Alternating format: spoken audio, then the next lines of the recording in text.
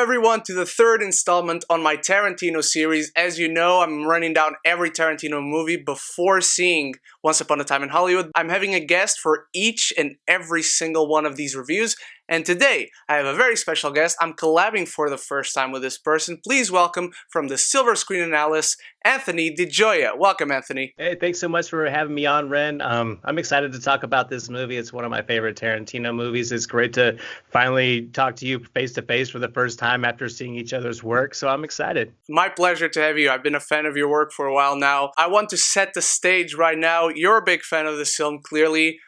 I had never seen this film in its entirety until 5 minutes ago when I finished it for the first time. I'll say right out the gate, it's my favorite Tarantino movie. And it's funny you mentioned that you've seen parts of it. I think Tarantino movies just kind of, they're always so long that it seems like there's times where I've seen like bits and pieces of a few different Tarantino movies and had to go back and watch them from start to finish. But this is one that I've always liked. It's kind of just more tame compared to the usual Tarantino movies. It's a little bit more grounded just because I think it's based on the book. And I just like the characters, the way everything moves together. It's a long movie, but when you sit down and you really start engaging in the characters, it's such a great time. That's why it's like when you came and you said, you want to do a Tarantino movie, I was like, absolutely. And this was definitely the first one for me to pick. I'm glad you brought it up because I forgot it. This is based on a book, which I never realized until today, which is different for Tarantino. He always does his movies, his stories, and he wrote this nonetheless, but still based on a book. I'm not sure how different or how similar it is to the book. I don't know if you have any idea about that. No, I haven't actually read the book, but I think when you watch the movie, you can tell it definitely has that Tarantino wit to it between the characters. So I definitely think he followed the beats of the story, but I think the characters, I could have very easily imagined the characters being much different in certain tropes in this movie just for that Tarantino effect kind of than maybe the book. That would be my best guess. But yeah, I haven't actually read the book. But actually, after just having rewatched this movie 2 nights ago, it's like I kind of was interested in trying to pick it up and maybe seeing if I could find it on an audiobook just to kind of see how it does compare. Yeah, I'm interested in that too, because the characters, again, I have no idea if they are different or similar from the book, but they are very Tarantino-like. The Ordell, Roby, the Max Cherry from the Bail Bonds, Jackie Brown herself, even the character played by Robert De Niro, which, by the way, this is yet another Tarantino film and only his third film that has just a stupid good cast. It's an embarrassment of riches when it comes to the casts and the characters of Tarantino's films. Absolutely, yeah. He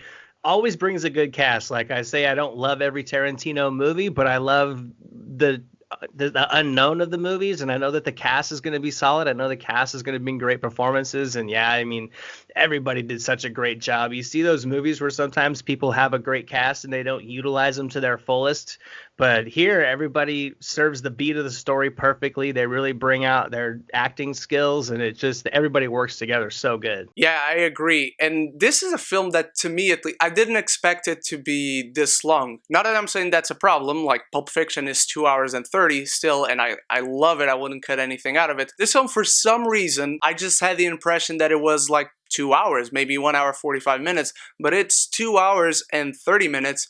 I think it makes the most with that time, but I'll address more deeply into that in my negatives.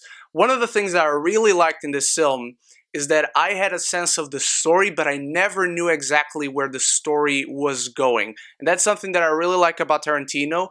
I like that it doesn't feel as disjointed as, let's say, Pulp Fiction. And Pulp Fiction is purposefully disjointed until the end makes it all clear. What were some of your feelings about the way he uses the narrative in this film? It uses every minute of its runtime to work, but it could have been trimmed back a little bit. He has some long shots in there, but it really builds a lot of curiosity quick. I mean, you get Samuel L. Jackson sitting on the couch with Robert De Niro. They're talking about weapons dealing and stuff like that. And then you go over to, he meets the bail bondsman. Then we get Pam Grier as a flight attendant. And all these pieces start plugging together or are introduced. And you know that they're going to end up plugging together somehow. you just don't know when and how. So I really enjoyed that. I mean, each individual set was great. I mean, it was great just seeing Pam Grier and just that opening tracking shot through the airport just sets the tone. And then, Robert Downey Jr. or Robert De Niro and Samuel L. Jackson going back and forth in the apartment just talking. It was just like a nice long extended shots. You really kind of get the beat of like those characters. And then you got the bail bondsman who comes in, and it's just, seeing how it all evolves and how it all comes together. And then, Samuel L. Jackson's like, Chris Tucker's character comes and goes pretty quick. So even though he's kind of like lighthearted a little bit in Samuel L. Jackson, he's still like, he's a bad dude in this movie. So you obviously know that something's going to happen. And then you get the cops thrown into the mix, and it's just they catch Jackie Brown at the airport, and it's like, okay, it's all starting to get tying in together. And then as it starts to move forward, it's like, okay, who's manipulating who's the one that's being played, and all that kind of stuff. And that's where it's like throughout the runtime, you're really intrigued about what's going to happen. And it's almost not like a who done it, but a how it's going to be done that I really liked. Yeah, I'm glad you brought it up, because my favorite scene in the film is the first scene with Ordell and Lewis in the couch just talking about weapons. And eventually Ordell's friend, as he's answering the phone, she's telling Lewis how he's full of shit, that he doesn't understand anything about weapons. And he's just repeating what other people heard. Something that I really like about that scene that then feeds into another scene eventually is when you start seeing Jackie Brown pulling the strings of everybody, of Ordell, of the ATF, played by Michael Keaton, how could I forget, and playing with the bail bondsman. You start actually thinking if Jackie has always been, even before the movie started, if she has always been like in command, like managing the operation entirely, and Ordell is actually really full of shit. Definitely. And I think that's the one thing that I like the most about it, because as it starts to progress, you're like, yeah, she really is kind of the one that's manipulating all the strings to the puppets. I mean, Samuel L. Jackson's kind of tough and he's kind of raw, and he, kind of gets up in her face, and she's got zero intimidation about it. She's smart, she's capable, she's strong. It's like people try to get up in her face and she doesn't take it. And so it's like you kind of see that like she's kind of was just like utilizing Ordell just to kind of make some money along the way. Then she got caught, and then she comes up with this scheme. Does she use the bail bondsman? I think she definitely kind of did, but as like he said, he agrees to it. So I all the relationships just worked, and I mean her doing that, none of it felt contrived, because she really was able to like manipulate the strings and just the personality tropes of the characters to make it see like, yeah, I can believe that happening, or I can see it going this direction, rather than it feeling convenient or anything like that. Everything just has a natural growth to it that I really enjoy. Yeah, I agree. And it kind of in that sense that we see each step that she's taking, how she's manipulating this person, how she's manipulating that person. It kind of reminded me in a less gritty way of Widows. And that's just because I saw it today. I would say now that Widows kind of took it from Jackie Brown, but that was something that I really liked. I like seeing the strategy. I like seeing how the plan is coming into fruition. Because a lot of times, especially in Tarantino movies, you see things happening, and it happens in this film as well, and then you go back to see how it happened. But in this, you have an understanding going into the big main event, let's say. You understand what strings are being pulled, and by whom, and from whom. Yeah, and he uses the flashbacks so good because they're not long. They're just short little snippets. Like it'll tell you like what happened maybe 10 minutes before that. That will give you just a little bit more to the scene you just watched, and you don't ever get pulled out of the current story, rather than going back and having like a 15-minute or a 10-minute long flashback scene, or even like a 5-minute long flashback scene can kind of pull you. Got to get back into the current flow. He does it real quick. Like it'll just go through into, like for example, when she's going through, she's in the changing room, she's making the big swap. You got the bail bondsman over there, you got Lewis and Bridget Fonda's character over there, and then it just goes back just a little bit to kind of set the stage of how that interaction started with the bail bondsman. And that's where I kind of liked, where it was like it really did a good job of plugging in the pieces without running too long in the flashback, so that everything could keep moving forward. Yeah, now that you mentioned it, let's go to that big scene that we see each perspective in different times. It's the final heist, let's call it that, of the changing room, of the bail bondsman there looking over to get the real bag with all the money afterwards. That scene, I thought it wasn't only shot well, it wasn't only acted well, but I think the real cherry on top of that scene, of all those three scenes, let's say, is the editing. The whole film is really well edited.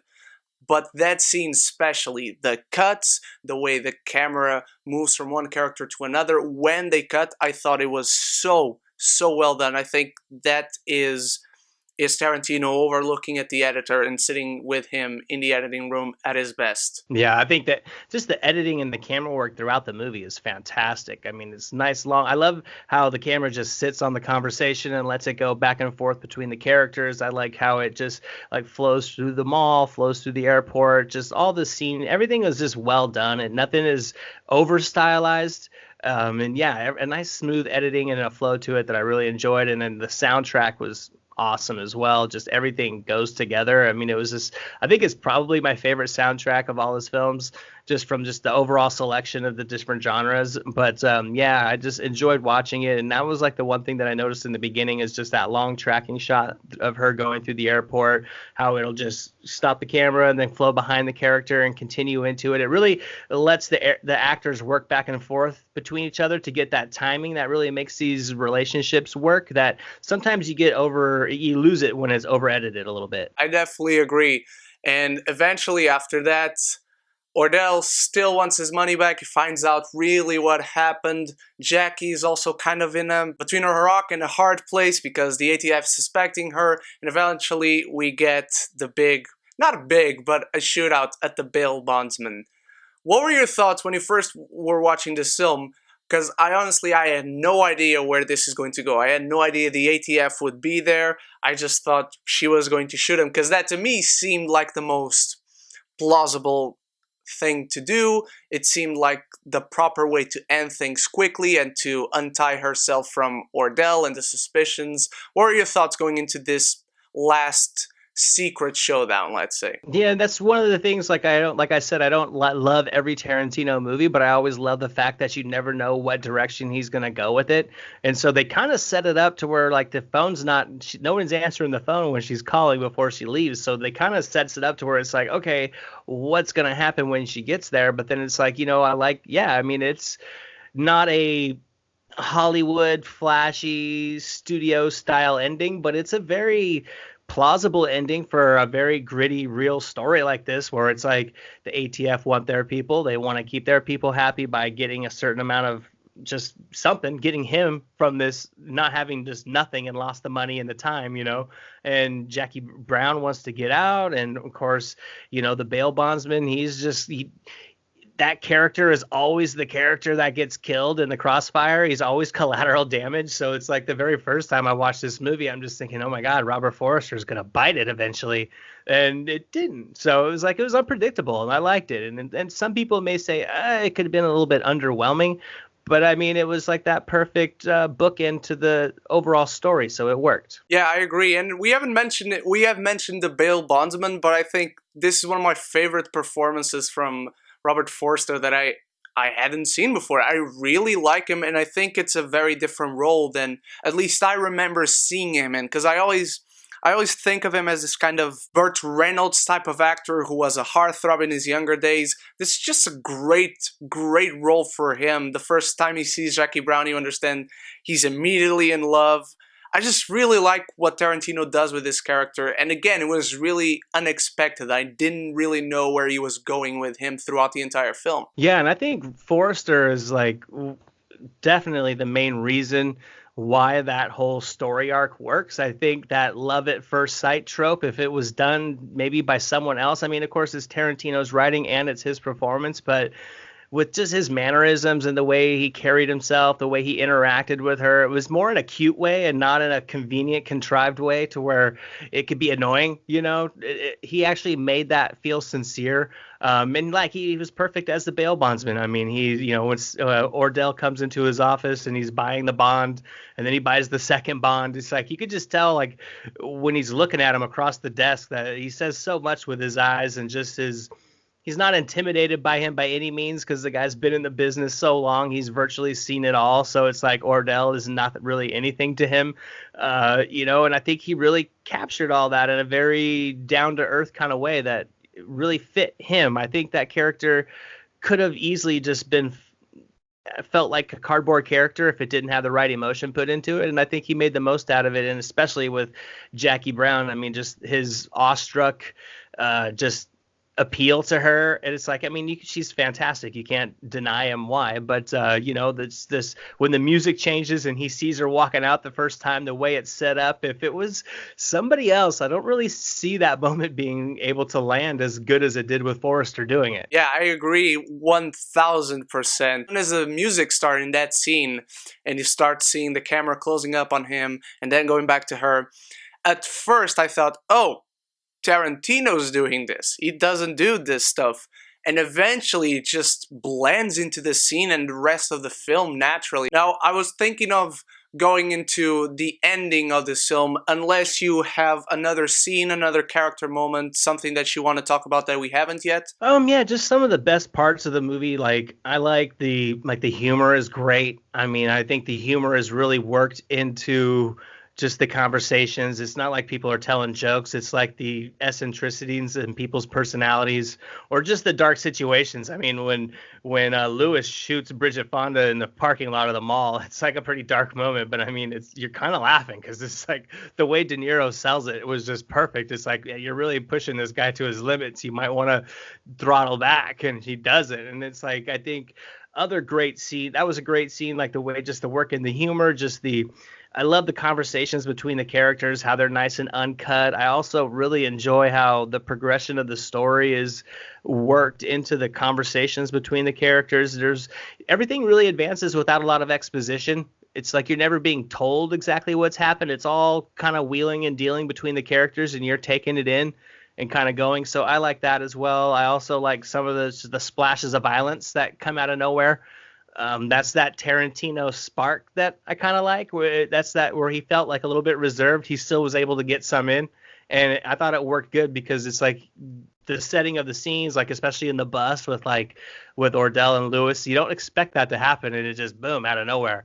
When he picks up God, I forget his name, but Chris Tucker's character Beaumont, when he picks up Beaumont, gets him to go in the truck, and then the camera just pans out and he pulls around and just this one long uncut scene. It's just those are those Tarantino moments that I think really splash into this movie to just make it stand up above some of these other. There's a lot of similar films like this that are plot wise of just this kind of trying to get out of a situation, but this one really has that Tarantino flair without too much of it that make it stand apart. Now, let's go into the ending of this film, because I think it's one of those endings that I particularly like, that it's the type of ending that absolutely mirrors the beginning of the film, especially with the song and the lyrics of the song. It's something I really, really enjoy. How did that ending hit you, and what do you think it means in the context of the story and for Jackie Brown? It was just a success for her. I mean, she knew that it was a rough ride, and when just seeing her driving away in that car, she doesn't quite crack a smile. She just knows that it's over. I personally, the romantic in me, thinks that a little bit of her was like she didn't expect to maybe have some feelings for the bail bondsman's character, but she kind of did, And I think it was kind of like a happy ending, but not like a glorified happy ending. I like the way it was done. It was like, like the Seinfeld series, it opened up with the one scene and it kind of closes out with that same scene 9 seasons later. And it's subtle, but yeah, I mean, it's like she came full circle. She's always been trying to make it. She's got in trouble in the past. She's had to work for like the bottom of the barrel airline. And she made the most out of it. She had to do a couple of dirty things, but she got pulled into a situation and she made the most out of it, and she came out at the end. So I liked it. And it's kind of like disambiguous. I mean, part of me thinks maybe he left and he goes to Spain to see her. Maybe, you never know. Yeah, I agree. I really like because the song itself, on 100th Street, I think that's the name of the song, and it talks about having a hard life, living in the ghetto, trying to get out of the ghetto. There's a particular lyric that says that the pimp is looking for weak women, and that's very much Ordell using Jackie Brown, thinking he has the power. I also like the one who says, that's a part of the lyrics that say something like, I don't think what I did was right, but I had to do it anyway, something like that. And that's very much the feeling I get from her face at the end. In the beginning, you see her profile and she's proud. You see this proud, strong, stoic character, a woman. And eventually at the end of her going down the runway, you see that she's working for this really shitty airline. And at the end, you see her front, but she's not wearing makeup, her hair is undone. And again, she's not really proud of what she's done, but she had to go with this life and get herself out of that rough situation. And even then, she didn't get the man that she ended up having feelings for, which I think it's a really good, bittersweet ending. And again, that mirrors kind of the beginning, and I really like endings like that. Yeah, I mean, she's got that sincerity. It was like a point of hers to go to the bail bondsman's shop, check in with Cook, and make sure that they were on the same page. You know, it was like she could have just left town. You know, she was home free, but it was like that a connection that she didn't think she was going to get. And just, yeah, I thought it was very poignant the way it was done. I liked it. Yeah, I agree. Now let's go into some negatives. I want you to go first, Anthony, if you have any negatives in this film. Slight negatives where I wouldn't really have maybe negatives, just drawbacks to it were, I guess you could say, the length. It's a great film. I think if it was maybe 15 minutes shorter, maybe 20 minutes shorter, I think it'd be a much easier movie to kind of watch more often. Anytime you see a movie that's like 2.5 hours or something, you're just like, at least myself, I'm subconsciously like, okay, do I got the time committed to sit down to watch it, even though I'm going to love it? I think it could have been trimmed back a little bit here and there. I also, despite think all the cast did a great job, I would have liked maybe a little bit more from Robert De Niro. I liked his character, but I think he kind of got lost in the mix a little bit. But other than that, I think everybody really did a great job. I think just the way the story progresses. I also wasn't too much of a fan of the character that played opposite Michael Keaton. I would have liked maybe another name in that movie. I think that character kind of felt very generic for all of a collection of other characters that felt very genuine and unique in their own way. He felt kind of like he was plugged in. But other than that, yeah, I mean, I think this is a pretty solid movie. Yeah, you went into many of the same drawbacks, let's say, as I had. I wish I could have seen a lot more of Robert De Niro, because until the actual changing room ordeal and whatnot, I don't really get a sense of why is this character played by Robert De Niro. And you see Robert De Niro in a Tarantino film, you expect kind of a lot from it. I also agree with a partner for Michael Keaton. I didn't really get a sense of who that character was, and if there was, let's say, a Robert De Niro playing that role, I think we would have gotten a little more from it. I also think this film could have dropped the initial Beaumont storyline, and we could have started like at about the 20-minute mark of the actual film, and as you said, shave a little bit of this film, because 2 hours, 10 minutes maybe, that would be the most favorable runtime, in my opinion. We've mentioned this earlier, these little splashes of adrenaline, let's say, and of violence or gore that Tarantino is known for, there were parts of this film that I really missed his style. I agree with you that he was kind of drawing back a little bit, and coming from Pulp Fiction to this, I understand that, and this also feels like his bigger film. There are a lot of outside shots, there's multiple sequences in a mall with a huge number of extras. I wish I could have seen more of his defined style throughout this film, more organically. And even though I enjoy those moments that you see, this is a Tarantino film, I think they work in isolation, but with the rest of the film, I kept thinking, why isn't the entire film like this? So they aren't big problems, but they are small drawbacks that are sprinkled throughout this film. Yeah, I like your point where you said basically, I really like that point about Beaumont, the Beaumont storyline maybe being filled in through conversation and not having to see that whole part, maybe just cutting that part out, bringing up the intro with Pam Grier, starting the movie from there. And yeah, I guess, you know, with this runtime, as long as it is, a couple more splashes of that Tarantino violence and just that adrenaline, like you say, could have maybe just make it more, just more ebb and flow to things because there's long gaps where it's very consistent storytelling, but having already seen it and considering the runtime, sometimes it's hard to go back and want to do it all over again. Yeah, I completely get that. Now let's go into some final thoughts. To me, this is a really well cast, acted, really fun film, because this film is really fun. As you said it yourself, it's funny, the dialogue is sharp and on point, which is no surprise coming from Tarantino, because I've said this before in other reviews for his films. I love him as both a writer and director. I think he's an even stronger writer than he is a director. Pam Grier gives the performance of her life, I think. Ordell is one of the funniest characters I've seen, including other Tarantino films. I just think it's really, really solid. To me, personally, just doesn't reach that higher echelon of the Tarantino ranking, but it's not a bad movie or a disappointment by any means. Yeah, I completely agree with you there. And I definitely agree also, just to echo your statement on Pam Grier, Samuel L. Jackson. They're the two that make this movie. They both just infuse so much energy and just believability into their characters.